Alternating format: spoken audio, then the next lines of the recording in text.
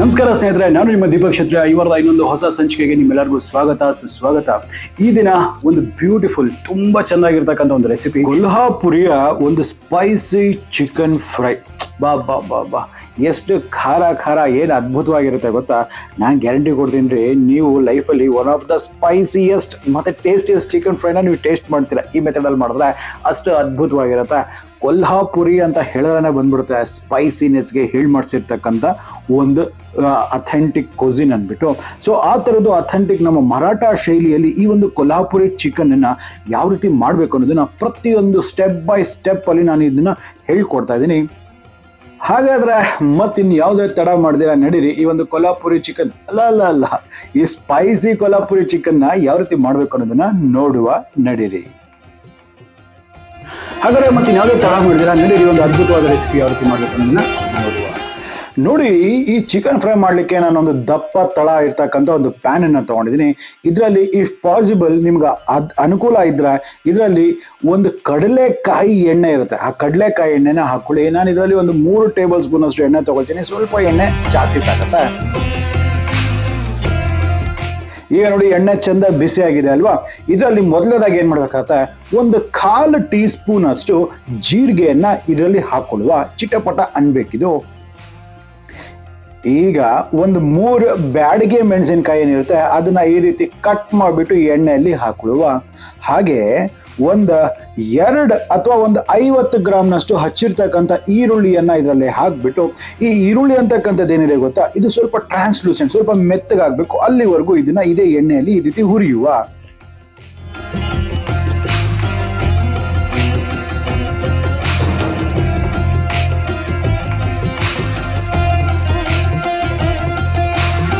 ನೋಡ್ತಿದ್ದೀರಲ್ಲ, ಈರುಳ್ಳಿ ಅಂತಕ್ಕಂಥದ್ದು ಇಷ್ಟು ಟ್ರಾನ್ಸ್ಲೂಸೆಂಟ್ ಆಗಿರ್ಬೇಕಾಗತ್ತೆ, ಇದ್ರ ಪಾರದರ್ಶಕ. ಇಷ್ಟಾದ ನಂತರ ಇದರಲ್ಲಿ ಏನು ಮಾಡ್ಬೇಕಾಗತ್ತೆ, ಶುಂಠಿ ಬೆಳ್ಳುಳ್ಳಿ ಪೇಸ್ಟ್ 1 ಟೇಬಲ್ ಸ್ಪೂನ್ ಅಷ್ಟು ಬೇಕಾಗುತ್ತೆ. ಈ ಶುಂಠಿ ಬೆಳ್ಳುಳ್ಳಿ ಪೇಸ್ಟನ್ನು ಹಾಕಿ ಇದ್ರ ಜೊತೆಗೇನೆ ಒಂದು ಅರ್ಧ ಟೀ ಸ್ಪೂನ್ ಅಷ್ಟು ಅರಿಶಿಣವನ್ನು ಸಹ ನಾನು ಹಾಕೊಳ್ತೇನೆ. ಈಗ ಈ ಒಂದು ಶುಂಠಿ ಬೆಳ್ಳುಳ್ಳಿ ಪೇಸ್ಟಿನ ಒಂದು ಹಸಿ ವಾಸನೆ ಇರುತ್ತೆ, ಆ ಹಸಿ ವಾಸನೆ ಹೋಗುವವರೆಗೂ ನಾವು ಇದನ್ನ ಹುರಿಬೇಕಾಗತ್ತೆ.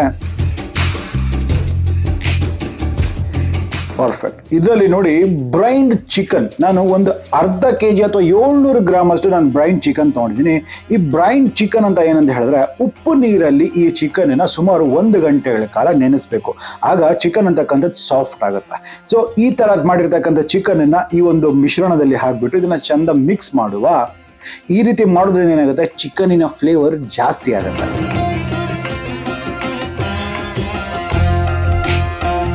ಈಗ ಇದರಲ್ಲಿ ರುಚಿಗೆ ತಕ್ಕಷ್ಟು ಉಪ್ಪನ್ನ ಹಾಕೊಳ್ತೇನೆ. ಒಮ್ಮೆ ಕ್ಲೀನಾಗಿ ಮಿಕ್ಸ್ ಮಾಡಿ. ಇದು ಹಾಕಿದ ತಕ್ಷಣ ನಿಮಗೆ ಚಿಕನಲ್ಲಿ ಇರ್ತಕ್ಕಂಥ ನೀರೆಲ್ಲ ಹೊರಗಡೆ ಬಿಡ್ಲಿಕ್ಕೆ ಶುರು ಆಗುತ್ತೆ. ಇದಾದ ನಂತರ ಇದರಲ್ಲಿ ಸುಮಾರು ಒಂದು 2 ಮೀಡಿಯಂ ಸೈಜ್ನ ಟೊಮೆಟೊ ತೊಗೊಂಡು ಅದನ್ನು ನಾನು ಪೇಸ್ಟ್ ಮಾಡ್ಕೊಂಡಿದ್ದೀನಿ. ಈ ಟೊಮೆಟೊ ಪ್ಯೂರಿಯನ್ನೆಲ್ಲ ಇದರಲ್ಲಿ ಹಾಕ್ಕೊಂಡು ಇದನ್ನು ಕ್ಲೀನಾಗಿ ಒಮ್ಮೆ ಮಿಕ್ಸ್ ಮಾಡುವ. ಎಲ್ಲಿವರೆಗೂ ಅಂತ ಹೇಳಿದ್ರೆ, ಸ್ವಲ್ಪ ಎಣ್ಣೆ ಎಲ್ಲ ಮೇಲೆ ತೇಲ್ಬೇಕು ಅಲ್ಲಿವರೆಗೂ.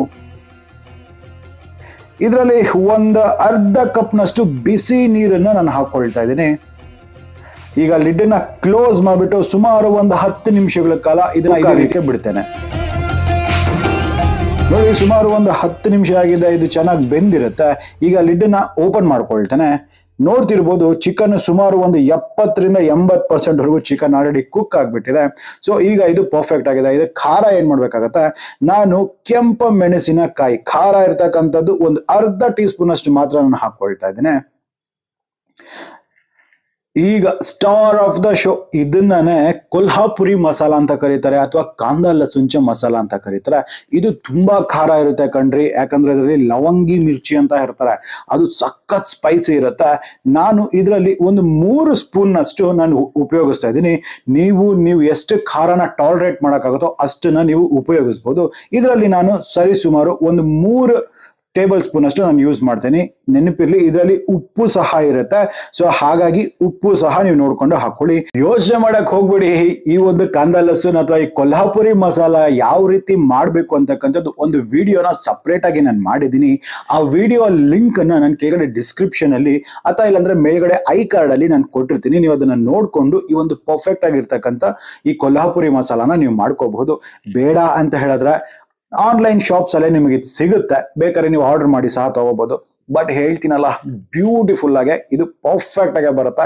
ಇದು ಚಂದ ಕುಕ್ ಆಗಬೇಕು, ಸುಮಾರು ಒಂದು 20 ನಿಮಿಷದವರೆಗೂ.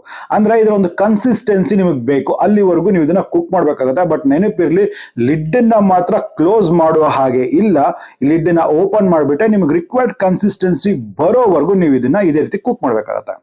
ನೋಡಿ, ಸುಮಾರು ನನಗೆ ಒಂದು 10 ನಿಮಿಷಗಳ ಕಾಲ ಆದ ನಂತರ ಮೀಡಿಯಂ ಫ್ಲೇಮಲ್ಲಿ ಕುಕ್ ಮಾಡಿದಾಗ ನನಗೆ ಈ ಒಂದು ಡಿಸೈರ್ಡ್ ಕನ್ಸಿಸ್ಟೆನ್ಸಿ ಬಂದಿದೆ. ನೋಡ್ತಿದ್ರಲ್ಲ, ಎಣ್ಣೆ ಎಲ್ಲ ಮೇಲೆ ತೇಲ್ತಾ ಇದೆ, ಅಷ್ಟು ಅದ್ಭುತವಾಗಿದೆ. ಚಿಕನ್ ಸಹ ಪರ್ಫೆಕ್ಟ್ ಆಗಿ ಕುಕ್ ಆಗಿದೆ. ನಾ ಹೇಳಿದ್ನಲ್ಲ, ಬ್ರೈನ್ಡ್ ಚಿಕನ್ ಮಾಡಿದ್ರೆ ಈ ರೀತಿ ಒಂದು ಟೇಸ್ಟ್ ಮತ್ತೆ ಈ ರೀತಿ ಒಂದು ಔಟ್ಪುಟ್ ಬರುತ್ತೆ. ಪರ್ಫೆಕ್ಟ್. ಇಷ್ಟೇ ನೋಡಿಪ್ಪ, ಸ್ಪೈಸಿ ಕೊಲ್ಹಾಪುರಿ ಚಿಕನ್ ಫ್ರೈ. ನೀವು ನಿಮ್ಮ ಲೈಫಲ್ಲಿ ಇಷ್ಟು ಸ್ಪೈಸಿ ಮತ್ತೆ ಇಷ್ಟು ಟೇಸ್ಟಿ ಆಗಿರ್ತಕ್ಕಂಥ ಚಿಕನ್ ಫ್ರೈ ಟೇಸ್ಟ್ ಮಾಡಿರಲ್ಲ. ನಾ ಹೇಳಿರ್ತಕ್ಕಂಥ ಮೆಥಡ್ ಅಲ್ಲಿ ನೀವು ಮಾಡಿ ನೋಡಿದ್ರೆ ಆಹಾ, ಕ್ಲಾಸ್ ಆಗಿದೆ ಕಣ್ರಿ. ತುಂಬಾ ಅಂದ್ರೆ ತುಂಬಾ ಚೆನ್ನಾಗಿದೆ. ಇದನ್ನ ನಾ ಹೇಳಿರ್ತಕ್ಕಂಥ ವಿಧಾನದಲ್ಲೇ ಒಮ್ಮೆ ಟ್ರೈ ಮಾಡಿ ನೋಡಿ. ನಾನು ಗ್ಯಾರಂಟಿ ಕೊಡ್ತೀನಿಪ್ಪ ನಿಮ್ಗೆ, ಎಷ್ಟು ಬ್ಯೂಟಿಫುಲ್ ಆಗಿ ಬಂದಿದೆ. ನಿಮ್ಮ ಮನೆಯವರೆಲ್ಲರೂ ಈ ಒಂದು ರೆಸಿಪಿ ತಿಂದ್ಬಿಟ್ಟು ಫಿದಾ ಆಗ್ಬಿಡ್ತಾರೆ ನಿಮ್ಮ ಮೇಲೆ, ಅಷ್ಟು ಅದ್ಭುತವಾಗಿ ಬಂದಿದೆ. ಹಾಗಾದ್ರೆ ನಂಗೆ ಅನ್ಸುತ್ತೆ ನಿಮ್ಗೆ ವಿಡಿಯೋ ಇಷ್ಟ ಆಗಿದೆ ಅಂದ್ಬಿಟ್ಟು. ಇಷ್ಟ ಆಗಿದ್ರೆ ನಮ್ಮ ಚಾನಲ್ ಸಬ್ಸ್ಕ್ರೈಬ್ ಮಾಡ್ಕೊಳ್ಳಿ. ಹಾಗೆ ಈ ವಿಡಿಯೋನ ನೀವು ಒಬ್ಬರೇ ನೋಡೋದಲ್ಲ, ನೀವು ಒಬ್ಬರೇ ಎಂಜಾಯ್ ಮಾಡೋದಲ್ಲ, ನೀವು ಫ್ಯಾಮಿಲಿ ಮತ್ತು ಫ್ರೆಂಡ್ಸ್ಗೂ ಸಹ ಕಳಿಸಿ, ಅವ್ರಿಗೂ ಸಹ ನಮ್ಮ ಚಾನಲ್ ಸಬ್ಸ್ಕ್ರೈಬ್ ಮಾಡ್ಕೊಳ್ಳೋದಕ್ಕೆ ಹೇಳಿ. ಅದರಿಂದ ನನಗೆ ತುಂಬಾನೇ ಒಂದು ಮೋಟಿವೇಶನ್ ಸಿಗುತ್ತೆ.